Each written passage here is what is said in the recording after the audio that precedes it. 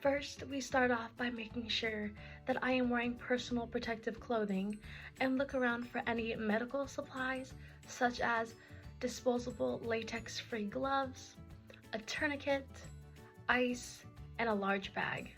To protect the safety of this gentleman and I will also be evaluating the scene for any dangerous or hazardous materials. He is conscious at this point, so I will prepare for action. However, in order for me to proceed, I do need his consent. This might be explicitly, subtle, or under certain circumstances, such as this one. When my patient gives me the all clear, I will start performing my standard procedure and initiate an individual to call advanced medical personnel. With this opened wound, we will follow the standard precaution to avoid contact with the blood. The main priority of care for a major opened wound is to control the bleeding immediately. I see that this man has severely cut his lower leg using an electric chainsaw. I yell out to an individual to get me a large bag of ice in order to transport the other part of his leg.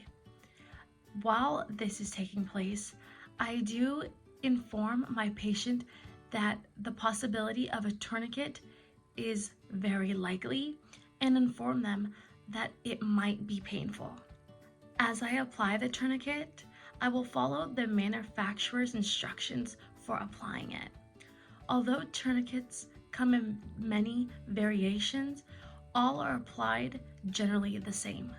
First, we place the tourniquet 2 inches above the wound, avoiding joints if possible.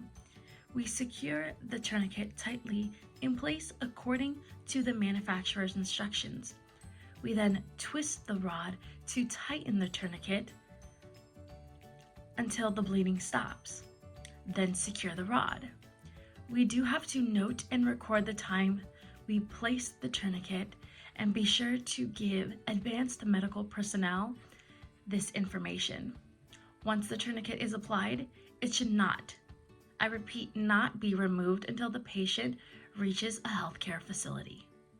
If a tourniquet is not available, a homostatic dressing with firm direct pressure can be considered, still following those manufacturer instructions. For example, you can use a belt. After we have applied the tourniquet and noted the time, we ensure the patient's airway is open and clear, thus performing a primary assessment and ensuring we have called for advanced medical personnel, along with administering supplemental oxygen and providing proper ventilator support. Due to the time we arrived at the scene, we are not quite sure about our patient's condition, so we do leave them in a supine position and immobilize them to prevent movement after ensuring our life-threatening conditions. With that being said, we cover the patient with a blanket to prevent body heat loss, thus to remain a normal body temperature. As we are assessing, I do talk to the patient very calmly to reassure manner to reduce the harmful effects of emotional stress to the body and the possibility of shock. During this time, the patient might be likely to be very thirsty due to fluid loss, yet we do not give them any food or drinks.